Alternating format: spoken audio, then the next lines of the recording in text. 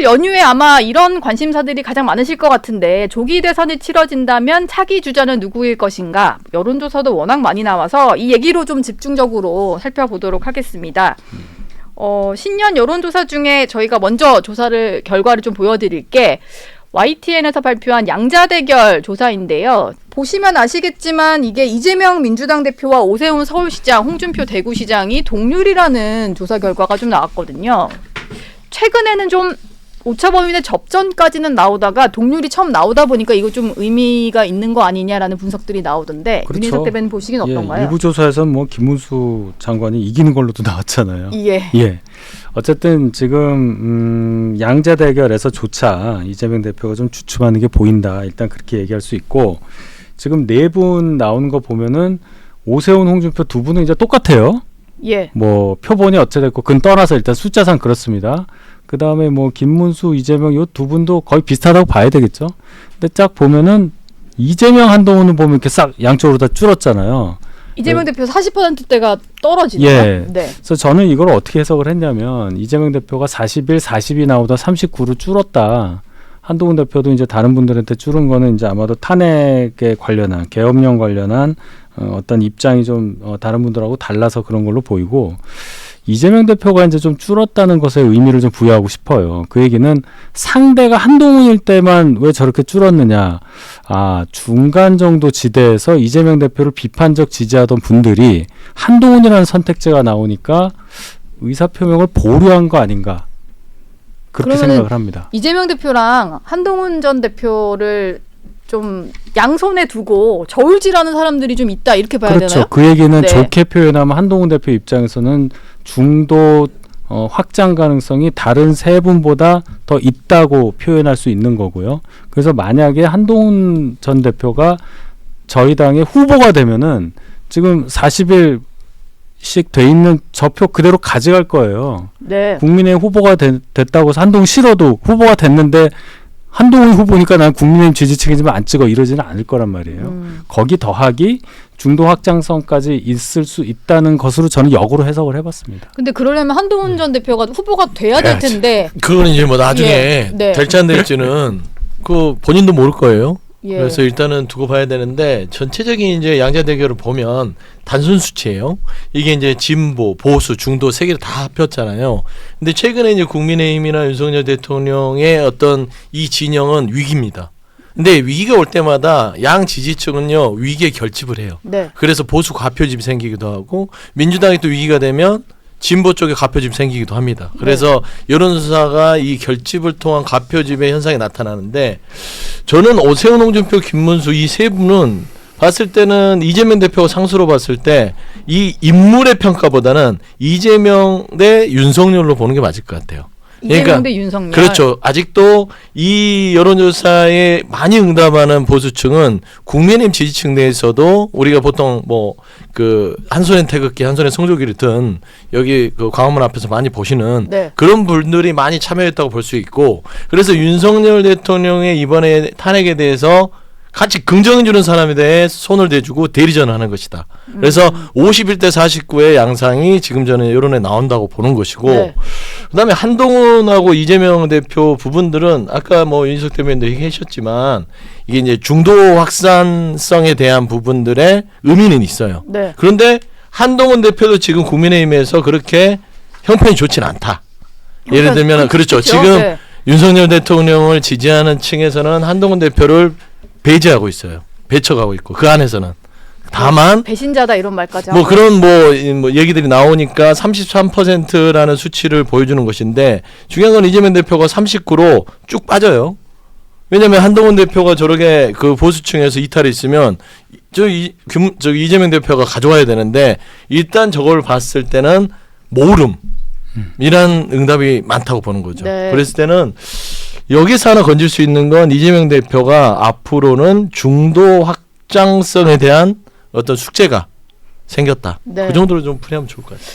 이긴 최고 얘기만 한번 듣고 다른 양자대결 조사로 좀 넘어가 볼게요. 네. 저도 사실 최근에 여론조사들이 다 중복적으로 이제 공통된 지점이 있다면 보수 이제 소극적인 응답자층이 적극적인 응답자층으로 변하면서 보수의 표집이 굉장히 많아지고 있다. 네. 갤럽 조사 같은 경우에서도 12월 둘째 주에 보수 응답자층이 240명 정도에서 1월 둘째 주에는 340명 이상으로 넘어가거든요. 그러니까 그 말인즉 진보와 중도 성향의 응답자층은 지금 탄핵 국면에서 별로 응답할 필요가 없는 거예요. 왜? 탄핵은 자명하게 되니까. 네. 그러나 탄핵을 반대하거나 탄핵을 거부하고 싶은 보수 응답자층은 적극적으로 전화를 받는 모양새인 거죠. 그런 점을 참고를 해야 되고 지금 소개된 이 엠브레인 리퍼블릭 조사에서도 보수 응답자층이 약 360명이고 진보는 208명, 160명 정도 차이가 납니다. 그러니까 보수층의 사람들이 민주당과 국민의힘 후보를 두고 누가 대통령이 되느냐를 판단한 건데 사실 크게 의미를 둘 수는 없겠다. 다만 이제 우리 윤석 대변인이 말씀하신 것처럼 한동훈 대표 입장에서 이렇게 지지율이 빠졌다는 것, 특히 엠브레인 리퍼블릭 조사에서는 국민의힘 지지층이 430명이 유입이 됐는데 여기서도 부정선거에 대해서 65%나 찬성하는 비율이 보여지거든요. 네. 굉장히 강한 성향의 사람들이 이런 데서 유입된 겁니다.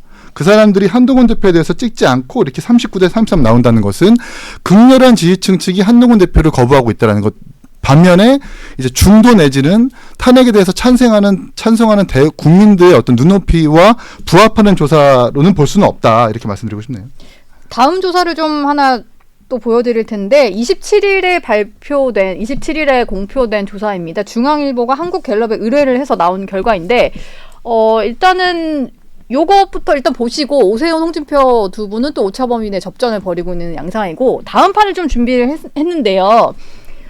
왜냐하면 지금 윤희석 대변인과 이기인 최고가 말씀해 주신 거랑 좀 비슷한 세 분 다 비슷한 분석해 주셨는데 아까는 이재명 대표랑 한동훈 전 대표를 붙였을 때 두 사람 간의 어떤 그 당시 이재명 대표 지지하는 응답이 확 줄어드는데 이 조사를 보면은 꼭 그렇진 않거든요. 한동훈 전 대표를 붙였더니 오히려 이재명 대표로 쏠리는 현상이 더 확 늘어나요. 이건 어떻게 봐야 되는 거예요? 이거는 이제 그 아까하고 반대로 나왔잖아요. 네. 여기서부터 이제 또 해석이 또 반대로 가야 되는 거예요. 또 그렇게 되면은 한동훈의 한계다. 이재명이 한동훈은 무조건 이긴다. 뭐 이렇게 해석이 되는 거죠. 이걸로 그래서 봤을 때는 그러니까 이 조사 결과가 모집단이 어떻게 되고 모집단이야 뭐 똑같지만 이제 샘플링을 어떻게 하느냐. 말씀하신 대로 저 조사에서 보수가 얼마나 유입되고 거기까지는 제가 조사를 못해서 네. 뭐라고 말씀을 못 드리겠지만은 결론적으로 보면은 한동훈 대표가 위에 이제 세 분 오세훈, 홍준표, 김문수 요 후보들보다는 보수 전체 지지에 받기에 한계성을 갖고 있구나라는 네. 것은 확실히 나오는 걸로 보이고 예. 이재명 대표가 다른 후보들보다 저 많게는 7% 더 나오잖아요. 네. 저 보면 이제 유승민 후보랑 보면 유승민의 중도 확장성을 또 볼 수 있다 이렇게 해석할 수도 있는 거예요. 따지고 보면 그러니까 해석이 애매해지죠. 조사마다 분분하고 그러다 네. 보면은 이제 얼마나 지지층 응답자의 어떤 비율이 어떻게 구성이 되어 있느냐 이것도 봐야 되고 뭐 되게 복잡하네요. 근데 이재명 대표가 다 우위에 있다는 것은 상수 같아요. 예. 하나만 붙였는데. 지금 현재는 뭐 붙었다, 오차범위 내에서 뭐 접전이다, 뭐 양자대결은 그러는데 저는 이제 이 정치 시그널을 보는 이 청취자들께 이런 말씀 드리고 싶은 게 네. 들으시면 뭐 난리 날 말은 아니겠죠. 아니죠. 예. 네. 이 조사 자체에 있어서 아까 말씀한 대로 한동훈, 이재명 왜 이렇게 격차가 드러나? 이거는 뭐냐면 중요한 건 한동훈 대표는 철저하게 국민의힘 내부의 응답자들한테 배척당하고 있는 거 확실합니다. 네. 그러니까 아까의 여론조사는 배척이 멈췄고 배척자들이 아니면 우리 민주당 진보의 중도층이 멈췄고 이런 부분이 고려됐다면 여기에서는 한동훈을 배척하면서 차라리 이재명이 낫다 라고 선택을 했을 수도 있어요. 네. 그러니까 한동훈은 죽어도 안 돼 라는 어떤 신호일 수 있는데 저는 이거를 자세히 한번 들여다봤으면 좋겠어요. 이거는 진보, 보수, 중도 다 섞어놓은 수치거든요. 네. 한번 양극단의 보수 진보의 가표집을 싹 빼놓고 중도만 한번 보면 중도만 보면 예, 중도만 드러내서 이 수치에 대한 어떤 선호도 그다음에 지지도를 보면 또 다른 양상을 보이고 있다. 네. 예. 근데 좀 원론적으로 돌아가서 아직 조기 대선이 확정된 건 아니거든요. 그럼 지금 이 시기에 나오는 이런 조사들은 의미는 있습니까? 근데 그런 건 있는 것 같아요. 그러니까 이재명 대표 독주 체제로 갈 것이다라는 예상이 조금씩 깨지는 조사가 나오다 보니까 중도층에 있는 일반 국민들은 뭔가 다시 들여다보게 되는 뭐 그런 효과는 있는 것 같거든요. 일단은 이 조사의 이 표본 수가 어떻게 됐는지 저도 아직 조사를 못 해가지고 들여다봐야 되겠지만 네. 지금이 계엄 전에 평시 국면은 아니잖아요. 계엄 국면, 내란 국면, 대통령이 지금 탄핵 심판당하고 있고 구속 기소돼서 형사재판까지 받게 된 것이 확정이 됐습니다. 그럼 집권 여당이 예뻐서 지지해주진 않을 텐데 결국 반사 이익을 얻어야 될 민주당이 지금 못 얻고 있다는 증거거든요. 네. 이를테면 오세훈 시장과 이재명 대표의 차이가 3%밖에 차이가 안 나요. 그리고 정말 이념적으로 오른쪽에 치우쳐져 있다고 판단되는 김문수 장관도 불과 10% 안쪽으로밖에 차이가 안 납니다. 예. 이 말인즉 정확하게 이재명 대표 때문에 정권에 대한 반사 이익을 못 얻고 있다는 증거일 거고 그걸 좀 세부적으로 뜯어보면은 이재명 대표의 사법 리스크가 이미 현실화됐기 때문에 뭐 보수든 중도든 진보든 다음 차기 대권 주자로는 이재명으로는 약하다라는 증거일 수밖에 없다는 말씀드리고 싶어요. 저희가 일단 그 이재명 대표 얘기도 좀 해보고 하나하나 주자들을 좀 거론해 볼까 하는데 사실 이분의 약진이 조금 의아하기도 하면서 좀 이해가 되는 측면도 있고 좀 끝까지 갈 거냐가 궁금한데요. 저는 김문수 고용노동부 장관 같은 경우에서는 양자 대결에서도 조금 선전하는 결과가 나오고 그냥 전체 주자를 놓고 봤을 때는 여권 주자로서는 1등을 한단 말이죠. 이재명 대표 다음으로는 김문수 장관이 나오는 조사가 상당히 많다 보니까 이건 어떻게 분석해야 되나요? 김문수 장관의 저 지지율은 실체가 있어요. 있어요? 있어요. 끝까지 갈 수 있는 실체인가요? 끝까지 1등이냐 이 말은 제가 못하죠. 근데 이 역사를 좀 보자고요. 김문수 후보가 저 장관이 삼선 의원에 경기도사 재선하면서 2012년에 박근혜 대통령 당선될 때 저희 당 경선에서 2등했어요. 예. 예, 대선에 대해서 전부터 이 꿈을 갖고 계시는 분이란 말이에요. 그러다가 이제 제도권에서 좀 멀어지셨지만은 장관이 되는 과정에서 다시 그게 그 기억을 소환시키는 역할을 충분히 했어요. 청문회 과정에서도 굉장히 민주당 의원들의 거센 공세에 아주 대차게 이렇게 맞섰던 네. 그런 장면들이 있었잖아요. 예. 그래서 어떤 상황이 있었냐면 전혀 거론이 안 되던 김문수 장관이 작년 9월 27일 갤럽 조사에서 처음으로 나타나요. 2%. 그래서 어느 매체에서는 20% 같은 2%가 나왔다. 김문수 장관에서 그렇게 평가한 기사도 있어요. 네. 그 2%가 점점 잠잠해져 있다가 계엄 전국에서 서영교 의원이 왜 국무위원들 다 일어나라고 했었잖아요. 사과하라고. 혼자만 네. 안 일어났잖아요. 혼자 안 일어났죠. 그 과정 그리고 최상목 권한대행이 헌법재판관 임명할 때 그때의 김문수 장관의 어떤 언행들 이런 것들이 보수색이 강한 분들 입장에서는 굉장히 다가왔을 수밖에 없다는 거예요. 네. 그래서 지금 어떤 조사 같은 경우 보면 국민의힘 지지층에서 김문수 후보를 선택하는 비율이 30에 가까워요. 28% 이렇게 나오고 예. 그런 상황이기 때문에 이건 실체가 있다. 네. 뭐 꺼진다, 뭐 어떻게 된다 이런 말도 있지만 적어도 이것이 무슨 응답자들이 어떻게 해가지고 숫자를 만들었다 이렇게 보지는 않아요. 분명히 보수 세력에게 호소할 수 있는 그 부분, 보수 세력이 가장 듣고 싶어하거나 보고 싶어하는 장면 그 지점을 만져줬단 말이에요. 김문수 장관이. 네. 유일한 사람입니다. 지금 상황에서는. 그래서 실체가 있다고 보고 다만 현직 장관이기 때문에 탄핵이 확정되기 전까지는 선거 얘기를 할 수가 없어요. 그러한 한계는 있습니다. 지금 사실 거론되는 분들 중에서 탄핵이 확정되기 전에 말을 할 수 없는 분들이 상당히 많은데 네. 그럼에도 불구하고 홍준표 대구시장은 하긴 하시잖아요. 그 오래됐죠. 그분은 예. 자유인이니까. 자유인이니까. 뭐 한 대구시장 할 때부터 했잖아요. 네. 저는 그렇게 기억하고 있고. 근데 이제 김문수 장관에 대해서 평가를 짧게 하자면 젖은 장작이에요. 젖은 장작이요? 네, 지금 연기만 그냥 무성하게 피고 있어요. 불은 안 붙는 절대 거예요? 불 안 붙습니다. 네. 그러니까 지금 젖은 장작 갖다 놓고 그 본인이 친정집이라고 할 수 있는 태극기당, 네. 정광훈당이라고 하죠. 거기에 있는 많은 지지층들이 지금 여기에 달라붙어서 계속 불을 붙이려고 하고 있어요. 예. 근데 연기는 지금 무성하게 피어나고 있다. 그러나 젖은 장작이기 때문에 불은 안 붙어요. 저는 그래 마르면 보고 나중에 붙을 수 있는 거 아니에요? 안 말라요. 안 젖은 마릅니까? 장작. 예. 그렇죠. 네. 아니 전광훈 목사가 그 공개된 예배에서 그런 얘기를 했더라고요.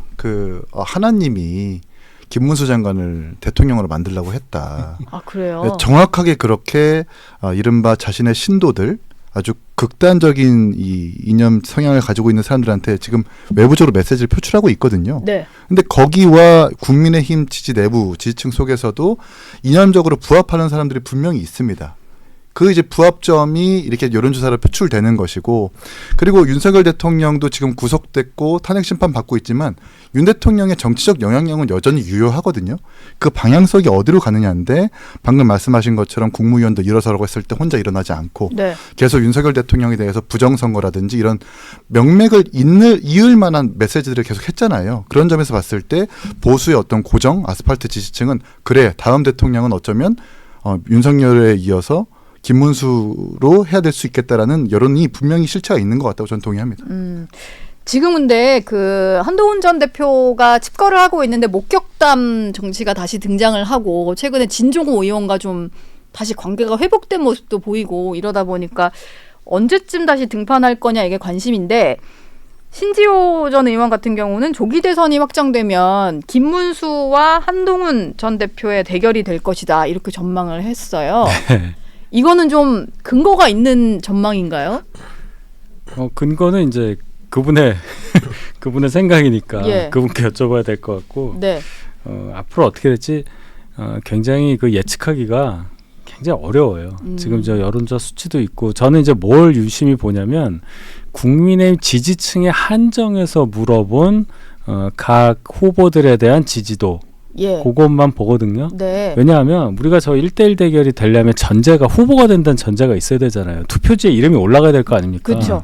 그 과정을 생략하고 그냥 인기 투표처럼 물어보는 건 크게 의미가 없다. 네. 이렇게 보고, 자 그러면은 누가 후보가 될 거냐에만 집중해서 우리가 생각을 한다면 국민의힘 지지층에게만 물어보는 게 저희 당 룰에 합당한 질문이 되겠죠. 지금 5대5죠, 룰상. 그렇죠. 5대5입니다. 그 상황에서 보면 뭐 일부 조사에 보면 김문수 후보가 갤럽 기준으로 네. 지난주 금요일에 나온 거 보면 제가 기억하기로는 국민의힘 지지층에서 김문수 28, 한동훈 13, 홍준표 10, 오세훈 8. 아. 예.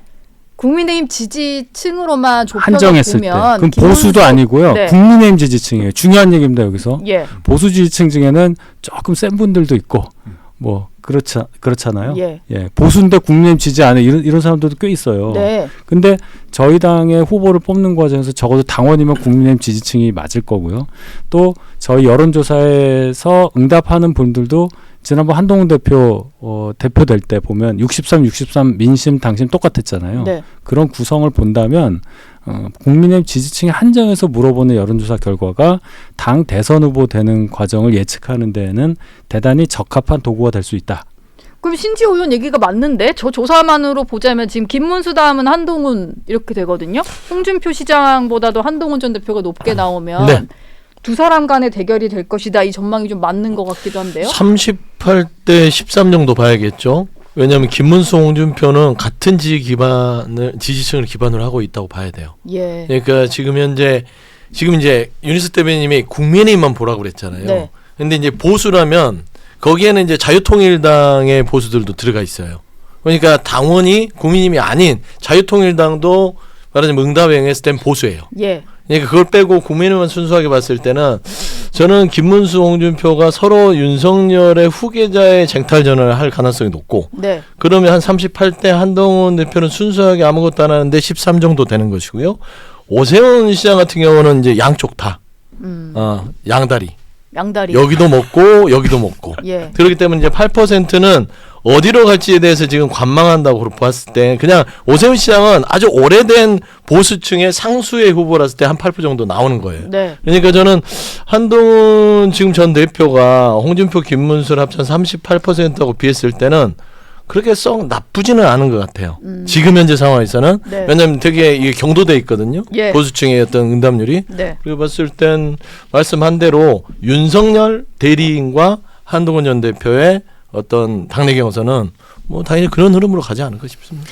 한동훈 대표 상당히 불리할 거고, 저는 유승민 의원의 사례를 좀 언급하고 싶은 게 네. 경기도지사 경선 때를 기억해 보자고요. 그때도 이제 당심과 민심 50대 50으로 했었었는데 네. 민심이 제가 볼 땐 25%밖에 차이가 안 났고 당심이 50% 이상 차이가 났어요. 그래서 민심에서 크게 앞서가지 못해서 당심을 상쇄하지 못했습니다. 네. 그래가지고 그 경선을 뛰어넘지 못했거든요. 그때 당시에 이제 윤석열과 친윤들이 주류하는 국민의힘이었잖아요. 지금 생각해 보면 권성동 원내대표를 위시해서 탄핵을 상당히 좀 두둔하고 윤석열 대통령의 입장을 계속해서 대변하는 사람들이 주류인데 이런 과정에서 계엄이 잘못됐다. 빨리 어떻게든 대통령이 이걸 막아야 된다라고 목소리를 낸 한동훈 대표를 과연 국민의힘 당원들이 어떻게 받아들일까. 여론조사는 이렇게 잡힐진 몰라도 직접 경선에 들어갔을 때 한동훈 대표 때 상당히 불리한 국면이 가시화될 수 있다는 말씀드리고 싶어요. 저는 좀 궁금한 게 한동훈 전 대표가 이런 것들을 다 어쨌든 분석을 하고 있을 텐데 그럼에도 불구하고 활동을 좀 재개해서 대선에 나올 것이냐 이게 가장 궁금하거든요. 근데 주변에 좀 한동훈 전 대표랑 소통한다는 분들 들어보면 나올 것 같다는 얘기를 많이 하셔가지고 윤희석 대변인이 좀 취재해 보신 건 어떠세요? 일단 제가 직접 소통할 때는 그렇게 특별히 대선 출마에 대한 의지를 제가 읽을 거는 없었는데 네. 최근에 만나보신 분들의 말씀을 드리면 의지가 없지 않다. 없지 않다. 생각이 있는 거죠. 네. 그런데 그걸 확정하고 뭔가 움직인다. 그건 아니에요. 뭐 몰래 캠프를 차려서 내부적으로 뭔가 일을 하고 있다거나 그런 단계는 전혀 아니고 아마도 여러 가지를 아직은 좀 점검하고 있는 중이다. 점검하고 있는 중이다. 네, 그러니까 타이밍을 보겠죠. 제일 먼저 정치 이 전면에 나서는 시기가 언제가 될 거냐. 그게 첫 번째고 네. 두 번째는 나오는데 그럼 나올 때 어떤 메시지를 들고 나올 거냐. 그 두 가지잖아요. 네. 거기에 대한 해법은 누구도 안 갖고 있기 때문에 계속 지금 상황을 지켜보고 있는 상황이다. 예. 근데 원래는 뭐 1월 중 등판 얘기가 나오다가 1월이 거의 다 지나가니까 뭐 2월 초 중순 얘기도 나오고 점점 시점은 좀 뒤로 미뤄지는 것 같은데 그것도 그냥 타이밍을 보고 있기 때문에 정확히 언제 나올 거다 이렇게 말하기는 힘든 상황인가요? 그렇죠. 당연히 이게 뭐 날짜 정해놓고 뭐 3.1절 뭐 이런 식으로 할 수는 없잖아요. 네. 게다가 그렇죠. 게다가 지금 조금 더 상황이 어떻게 바뀌냐면 윤 대통령 지금 헌재에서의 탄핵 심판 과정과 내란죄 기소 관련한 이 수사 상황이 일반의 예상과 다르게 지금 전개되고 있단 말이에요. 네. 국민의힘 그리고 윤석열 대통령 측에서 주장했던 절차적 하자가 많이 이렇게 도드라지고 있는 상황에서 네. 전국 상황이 갑자기 이렇게 좀 바뀌는 그러니까 한동훈 대표가 들어오려고 그래도 들어오기가 좀 애매한 상황이 더 지속되고 있는 거죠. 근데 그거 민주당 입장에서도 좀 아니 비슷할 한동훈 것 대표는요 같은데? 200% 나와요. 200%? 예, 점검을 왜 하겠어요. 예. 나오려고 점검하지.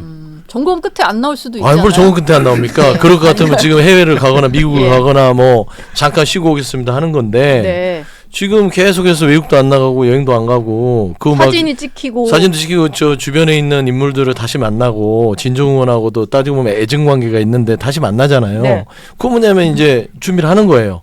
그래서 지금 시동을 걸고 있다고 보면 되는 것인데 저는 지금 윤석열 대통령에 대한 어떤 여러 가지의 그 사법 처리, 탄핵에 대한 내란죄에 대한 요게 한동훈 전 대표 생각하는 것보다는 상당히 많은 시를 가져오면서 기간이 길어졌을 뿐이라고 봐요. 그러니까 윤석열 대통령이 저렇게 할 줄 몰랐겠지. 네. 본인 상식에서도 어떻게 관저에서 막 40 며칠을 버티고 막 와서 뭐 헌재도 부정해, 법원도 부정해, 검찰도 부정해, 공수처도 부정해 하면서 나는 안 했어 손 들고 막 이러니까 한동훈 전 대표 입장에서는 이거 뭐지? 당황스러운데 예측과 좀 다르게 흘러간다. 완전히 예측과 다르죠. 한동훈 전 대표도 이 부분에서 위헌이라고 얘기를 했고 내란 이 계엄에 대해서 네. 그렇기 때문에 이거를 좀 한 50일까지 끌면서 구속기소 될 거라고 생각도 못했던 것 같아요. 그렇기 때문에 좀 미뤄진 건 있으나 제가 봤을 때는 이 정도는 한 달 반 정도의 등판이 미뤄졌을 때는 한 2월 중순에서 말 그러니까 그 입춘 지나면 움직이지 않을까. 입춘을 약간 기점으로 얘기를 해주셨습니다. 뭐 한 전 대표 얘기는 뭐 하다 보면 또 나올 것 같은데 이긴 최고가 나오셨으니까 개혁신당 얘기를 좀 해볼게요. 고맙습니다. 예, 저기 이준석. 개혁신당. 네, 이준석 의원도 저희 왜냐면 당을 얘기해 주는 것만 해도 너무 감사해가지고 지금 일찌감치 대선에 내가 참전하겠다라고 하셨던 게 이준석 의원인데 지금 보면은 잠재력은 확실히 있어 보이고 그리고 나중에 거대 양당 사이에서 실제로 뭐 당선이 될 가능성도 뭐 있긴 있겠지만 캐스팅 보터 역할을 할 수도 있다 뭐 이런 관측도 나오고 그런 것 같아요. 이기인 최고는 지금 뭐 만약에 대선을 시작하게 되면 아마 이준석 의원 도우실 것 같은데 어느 정도 준비가 시작된 건지가 궁금하거든요. 일단은 뭐 저희가 너무 앞서가지는 않습니다. 아직은 그렇진 그리고 않습니까? 먼저 나서가지고 자기가 대통령 선거 나가겠다고 한 것도 사실이 아니고요. 단지 이제 방송에서 사회 진행자분들이 선거권과 피선거권을 두고 언제부터 피선거권이 생기느냐라고 질문했을 때 거기에 이제 답해가지고 생일이 그게 지날 때. 네. 이제 보도가 됐을 뿐 먼저 막 나서가지고 뭐 대통령 출마하겠다라고 한 적은 없다라는 걸 말씀을 드리고 싶고 만약 조기 대선이 확정되고 한다면 결국 개혁신당의 가장 큰 전략 자산이라는 게 이준석이라는 건 부정할 수 없는 거잖아요. 네. 또 이준석 의원이 이제 대선 나가서 유의미한 성적을 거두면 곧바로 이어지는 지방선거에서도 상당히 좋은 성적을 견인할 수 있는 것이고 그렇기 때문에 아마 전략적으로 생각할 것 같은데 큰 잠재력이 우리 당이어서가 아니라 있죠. 왜냐하면 동탄 선거에서도 볼 수 있듯이 국민의힘 지지층 고정된 지지층과 애초부터 민주당 텃밭이었음에도 불구하고 양당에서 표를 소구해가지고 얻은 그 증거가 동탄 선거였거든요. 네. 이제 선거를 하면 할수록 이제 본인이 필과 설, 본인과 말과 글로써 자신이 하고 싶은 정치를 국민들한테 보여줄 수 있는 능력이 있고 또 무엇보다 요즘 막 검사 정치다, 법기술자 정치다 해가지고 많은 분들이 비판하고 있는데 유일하게 정치의 중요성을 강조하는 사람이기 때문에 정말 대선 국면이 짠하고 열렸을 때 이준석을 다시 한번 국민들이 폭넓게 봐줄 것이다라는 생각을 가지고 있습니다. 지금 근데 이준석 의원 보면 부정선거로 어떻게든 이제 부정선거를 주장하는 사람들과 1대1 토론을 성사시켜서 이걸 좀 결론을 내고 싶어하는 뭐 그런 생각인 것 같아요. 그러니까 부정선거라는 게 저는 굉장히 위험한 게 네. 그러니까 선거제도를 믿지 않는 것도 중요하지만 문제지만 내가 유권자들의 민심을 얻지 못해서 졌는데 그것을 승복하지 않겠다라는 씨앗이거든요. 예. 그렇잖아요. 근데 그 증거가 뭐 빳빳한 투표용지가 들어가 있었다. 뭐 사전 투표율이 굉장히 떨어진다. 이런 걸 증거로 좀 부정선거를 주장하고 있는데 그걸 다 대법원에서 이미 검증을 했습니다. 이게 결국 나중에 국가의 심리적 내전까지 끌어갈 수 있는 아주 해악일 거라고 판단하기 때문에 네. 이준석 의원 입장에서는 빨리 부정선거 차단해야 된다라고 이야기를 하고 있는 거고 심지어 국민의힘 당시에도 부정선거 주장하는 의원들 내지는 지지층을 빨리 절연해가지고 결국 결과적으로 지방선거, 보궐선거, 대선을 승리로 이끌었지 않습니까? 그런 승리의 방정식을 본인도 알고 있기 때문에 부정선거를 빨리 차단해야 된다고 주장하고 있는 거죠. 근데 이게 대선 이슈까지 좀 번질까요? 부정선거가? 계속 있을 겁니다. 네. 왜냐하면 그것을 믿는다기보다 그 부정선거론을 중심으로 뭉치고 있는 거예요. 중요한 거 그 내용이 중요한 게 아니라 네.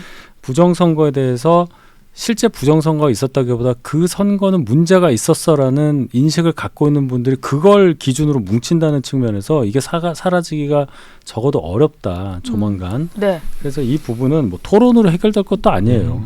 뭐 증거 갖다가 막 CCTV 뭐 다 보여줘도 조작이다, AI가 만든 거다 하면 끝나는 얘기입니다. 지금 상황에서. 그냥 같은 걸 보고도 다른 소리를 할 그렇죠. 테니까 절대 이제 접점을 못 찾아요. 부정선거는 사이비 종교가 돼가고 있는 거예요. 그러니까 그 사이비 종교를 믿는 사람들한테 지금 당신 교주가 이상한 사람이야 왜 거기를 다녀 하면 그런가요? 정신 안 차리잖아요. 네.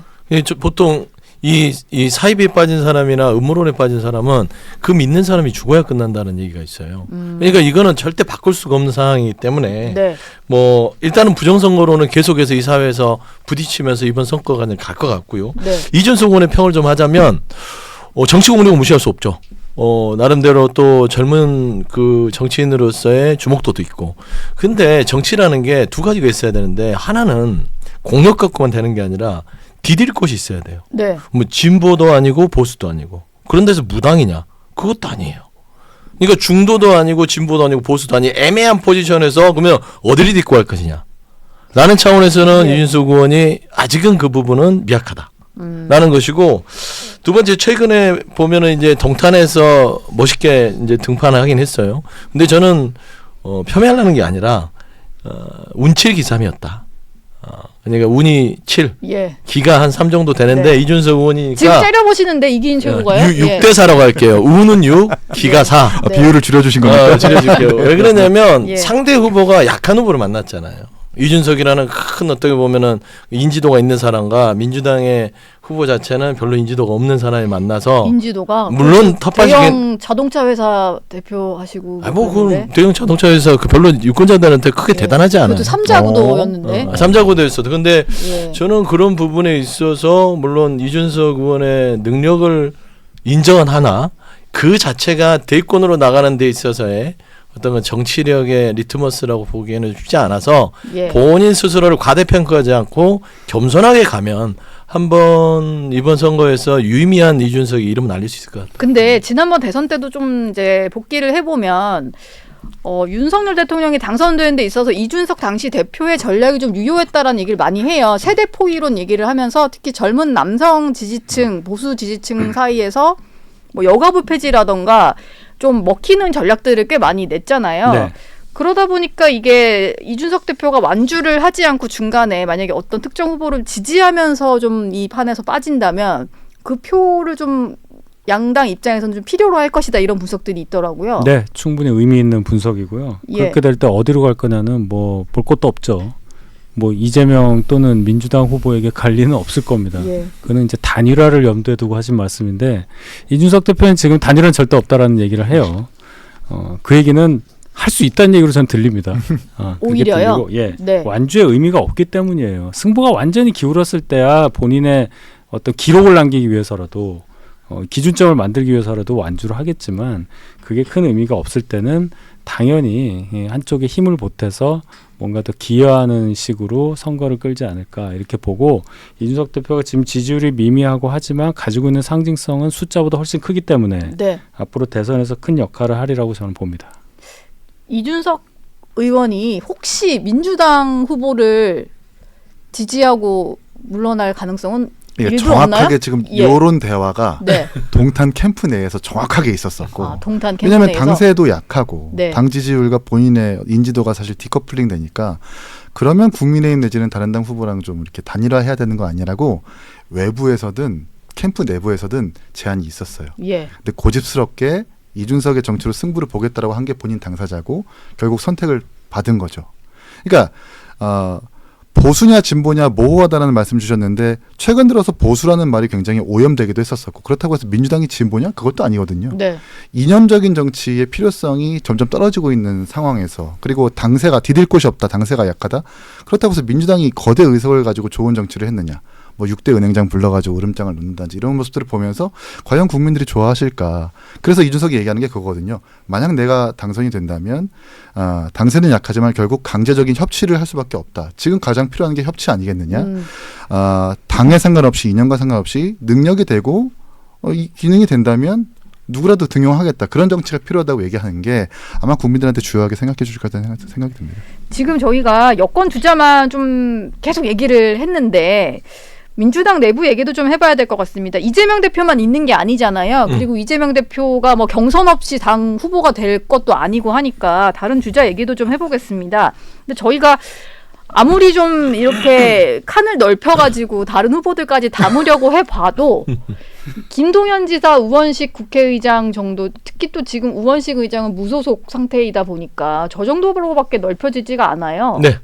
다른 주자들이 조금 더 약진할 가능성은 없을까요? 그러니까 이재명 대표가 당에 대한 정치적인 이 장악력을 공고히 해놨다는 방증이잖아요. 예. 그렇기 때문에 넘사벽이에요. 그럼에도 불구하고 민주정당이라면 그런다고 해서 조기 대선이라고 해도 아무리 시간이 없어도 어떻게 추대로 가겠습니까? 네. 그러게 했을 때는 뭐 김동연 지사, 우원식 국회의장, 근데 국회의장이 뭐 지금 그만두고 이 대선에 뛰어들 건 아닌 것 같고 우리가 주로 이제 상임위라 불리는 뭐 김경수 전 지사나 또 김부겸 전 총리 네. 이 정도가 어떤 카운터 파트너로 해서 당내에서 어떤 경선을 통해서 시너지를 내지 않을까. 그리고 이제 그런 부분들을 이재명 대표가 포용하고 안아주는 모습을 보일 때 전략적으로 본인이 불리할 게 없잖아요. 거의 다 장악이 돼 있고 당원들도 가능성을 이재명 대표를 보기 때문에 저는 한 4-5명 정도의 당내 경선을 통해서 본인이 어떤 민주당의 후보가 된다면 지금보다 조금 더 좀 폼이 넓은 그리고 뭐 한쪽으로 일극체제라는 그런 부담감을 좀 털 수 있지 않을까 그래 봅니다. 근데 지금 저 상태라면 이재명 대표가 이번에 대표됐던 전당대회 때처럼 누군가 나오긴 나오겠지만 정말로 미미한 득표율을 얻어서 그냥 이재명 대표가 대표되는 과정에 그냥 함께하는 뭐 참여자 정도? 이렇게 되면은 별로 의미 없는 경선일 것 같거든요. 그렇죠. 그 전에 이제 변수 하나가 그 선거법 관련 재판이 언제 또 어떤 식으로 나올 거냐 그게 중요하죠. 예. 이 민주당의 조기 대선을 전제로 하고 민주당의 전당대회가 끝나기 전에 2심이 나왔는데 그게 1심과 똑같이 중형이다. 그때 그럼 이제 선거 판도가 민주당 내 전당대회 판도가 많이 바뀔 가능성은 있는데 그렇다 하더라도 이재명 대표가 후보가 될 가능성이 높아요. 그리고 이재명 대표는 대법원에서 확정 판결 나가서 피선거권 박탈되지 않는 이상은 무조건 투표지에 이름 올릴 겁니다. 지금 2월 26일에 결심 공판이 웬만하면 잡힐 것 같아요. 네. 그러면은 3월 초 중순쯤에는 뭐 진선고가 나올 것 같고 왜냐하면 3월 12일까지 추가 배당을 좀 중지해 달라고 했기 때문에 그때쯤은 나올 것 같은데 2심에서도 유죄가 유지된다면 당내에서 좀 흔드는 목소리는 확실히 나올 것 같거든요. 저는 조기 대선 확정되고 2심까지 확정이 되면 전 그때 또 다른 국면이 펼쳐질 것이다. 민주당 내에서 지금 우원식 의장 내지는 김동연 지사도 숨을 고르고 있는 걸로 알고 있는데 2심까지 확정되면 사실 법률 심리이기 때문에 3심도 연달아서 확정된다고 보는 게 합리적입니다. 네. 그러면 이재명 대표를 투표지에 올리고 대통령이 된다 하더라도 윤석열 대통령 때문에 보궐선거가 생긴 거를 또 다시 한번 대선을 또 치러야 되는 상황이 벌어질 것이거든요. 이걸 과연 민주당 내에서 그냥 놔둘 것이냐. 그렇다고 해서 1심에서 정말 다툴 만한 형이 나온 게 아니지 않습니까? 2년 실형의 집행유예 나온 것은 사실 크게 변할 여지가 없어요. 그렇기 때문에 실제로 중간고사격인 윤석열 대통령의 탄핵이 이루어지고 나서 그때 이제 민주당 대표 누구를 대권으로 후보로 내모놓을 거냐라고 했었을 때 그때 다른 후보들이 이재명 대표로는 안 된다라는 목소리가 가시화될 거라고 예상을 합니다. 민주당 내에서는 저런 거에 대한 뭐 우려 같은 건 없습니까? 우려가 왜 없겠어요? 있죠. 예. 왜냐하면 유력한 대선 후보이고 지금 지난 대선부터 당을 잘 이끌고 장악해서 왔는데 갑자기 지금 2심 선고에서 사실심이 확정이 돼버리면 흔들리잖아요. 네. 다 왔는데. 그래서 그런 부분들을 아예 그냥 누르면서 가는 게 용인이 될 거냐. 왜 그러냐면 이거는 당내 당대표 선거면 누르면서 갈 수 있어요. 뭐 공천을 준다거나 이런 것도 할 수 있는데 대선이잖아요. 그러면 이걸 누르면서 가는 순간 중도 확장성이 확 떨어집니다. 네. 그러면 거기에 대해서 당내에서는 이거를 뭔가 그러면은 좀 분산 투자를 해야 되지 않겠냐라는 얘기들이 나올 것이고 그럼 당연히 안에서는 고민이 많죠. 근데 좀 지켜는 봐야 될 것 같아요. 어떤 식으로 이걸 풀어가는지. 근데 만약에 민주당이 정권을 이번에 그러니까 대선에서 승리를 해서 정권을 가져가게 되면 거대 의석을 가진 여당이 되잖아요. 그러면은 민주당이 발의했던 공직선거법 개정안 같은 거 다 소급 적용해가지고 죄를 뭐 사하거나 이런 식으로 그런 얘기를 많이 해요. 없애버리는 거? 트럼프 대통령처럼요.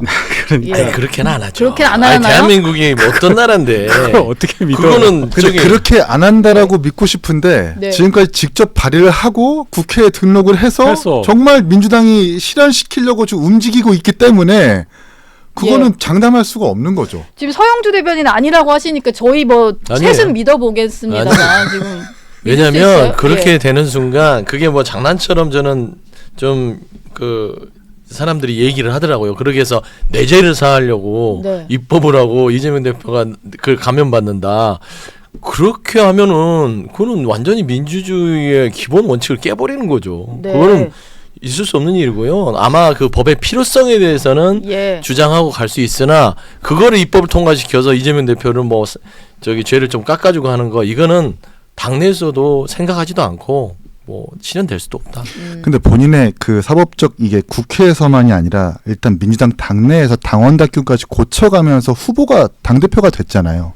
이미. 네. 원래는 1심에서 선고를 받으면 후보자 자격을 취할 수 없지만 대법원까지 가야 된다라고 당원 당규를 고쳤던 사례가 이미 실현이 됐잖아요. 이것만 보더라도 대통령이 되거나 했었을 때 자신의 죄를 사하기 위한 움직임이 실현될 수 있다는 말씀을 드리고 싶어요. 네. 저희가 마지막으로 좀 마무리하면서 윤 대통령 얘기를 좀 안 해볼 수가 없는데 설 연휴 직후에 연휴에 들어감과 동시에 검찰에 구속 기소되었습니다. 근데 측근의 심경 정환한 걸 보니까 뭐 각오한 일이었다. 좀 담담한 심경을 밝히는 것 같아요. 그러면서 여론전에 좀 집중하는 것 같다는 생각이 좀 드는데 윤 대통령의 전략은 뭘까요? 보수를 내가- 일단 더 결집시키겠다 이런 걸까요? 근데 그 여론전을 한다고 해서 네. 법관이나 헌법재판관의 영향을 받아서 탄핵 심판이라든지 앞으로 있을 내란죄 관련한 재판에서 판결이 바뀐다. 그렇게 보기는 어렵잖아요. 그렇지 않다는 걸 법률가인 윤 대통령이 너무 잘 아실 겁니다. 그것보다는 윤 대통령은 지금 탄핵 심판도 본인의 논리와 어떤 경험, 사실관계, 본인만 아는 사실관계도 있잖아요. 네. 이게 설득이 되면 나는 탄핵 통과할 수 있다. 그리고 내란죄 이건 성립이 안 된다. 이런 확고한 그런 생각을 갖고 있는 것으로 보여요. 그렇기 때문에 이것을 자꾸 여론전에서 이걸 이렇게 넘길 거다, 뒤집는다 이렇게 보시는데 그 차원을 넘어선 윤 대통령의 메시지라고 봅니다. 예. 아마도 옥중 메시지가 계속 나올 것 네. 같아요. 변호인이 접견하고 나올 때마다 메시지를 던질 텐데 민주당 입장에서는 이것도 좀 신경 쓰이실 것 같거든요. 아니 뭐 이제 뭐 신경 쓴다고 해서 안 할 거를 뭐 하고 할 걸 안 하고 그럴 네. 사람이 아니니까. 네. 근데 한 가지만 말씀드리고 싶은 게 그런 메시지 쓸 시간에 좀 이렇게 여러 가지 그 격언들과 성경이나 이런 거 좀 읽었으면 좋겠어요. 성경을 뿌린 대로 거둔다. 자업자득이다. 아 내가 어떤 일을 저질렀구나. 라는 거. 그다음에 두 번째 좀 창피한 줄 알았으면 좋은 게 나머지 장군들에 대해서 지금 다 자백하고 이 일에 대해서 이렇게 문을 부수고 끌어내라고 대통령이 그랬습니다 하고 있는데 가장 그래도 우두머리잖아요. 네. 우두머리가 나는 안 했어. 나는 그런 적이 없는데 당신들이 이상한 사람들이야. 이런 책임을 전가하는 그런 영원을 끌어내라고 네, 한 대통령의 건데. 모습. 예, 네. 그 스스로 또 반성해야 될 두 가지. 저는 그게 두 가지가 좀 반성이 되면 그래도 뭐 이 삶의 전체적인 역정에서는 네. 그래도 여진이 있지 않을까. 네, 그런 생각. 저는 제가- 탄핵이 네. 돼야 된다고 보는 사람 중에 한 명인데 구속영장 불허와 구속기소가 가져올 후과가 좀 두렵기는 해요. 왜냐하면 결과적으로 윤석열 피의자를 한 번도 대면 조사하지 않고 재판에 넘긴 거거든요. 네. 이거는 내용을 떠나서 나한테 유리하든 상대방한테 불리하든 그 반대 입장이 되든 최소한의 방어권을 보장하지 못한 건 맞습니다. 그러니까 공동의 정범들, 김용현 장관을 비롯해가지고 구속 기소한 사람들의 진술만으로 지금 윤석열 대통령에 대해서 내란죄를 의율하겠다? 네. 이게 재판에서 어떻게 작용할지 사실 잘 모르겠어요. 이건 공수처법의 근본적인 한계가 이렇게 노정되는 거라서 좀 들여다봐야 될 것 같고, 앞으로 윤석열 대통령은 사상 초유의 형사재판과 탄핵재판 두 개가 동시에 진행되는데 헌법재판소법 51조에는 형사재판에서 같은 혐의로 진행이 되면 탄핵심판의 정지를 요청할 수 있거든요. 그러면 이 입장에서는 이재명 대표 대통령 당선을 막기 위해서라도 윤석열 대통령 입장에서는 심판의 정지를 요청할 겁니다. 근데 4월 18일 날 이미선 문영배 재판관 임기가 끝나니까 받아들이지 않겠죠. 그러면 또 윤석열 대통령은 반발하고 또 지지층에 소구할 수 있는 메시지를 내면 정말 그때부터는 서부지법 폭동뿐만이 아니라 정말 사회적 혼란이 크게 야기될 수 있다는 우려를 좀 합니다. 절차를 좀 지켜가면서 했다면 좀 논란이 없었을 텐데 여러 논란을 좀 남긴 건 아쉬운 지점인 것 같습니다. 세 분 말씀은 여기서 마무리하겠습니다. 오늘 말씀 고맙습니다. 네, 감사합니다. 감사합니다.